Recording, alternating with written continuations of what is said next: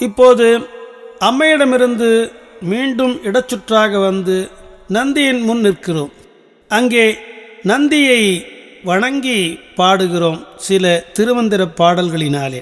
ஓடும் கோதிரை கொசை திண்டப்பற்று மின் வேடம் கொண்டென் செய்வீர் வேண்டாம் மனிதரே நாடுமின் நந்தியை நம்பெருமான் தன்னை தேடும் இன்ப பொருள் சென்றெய்தலாமே.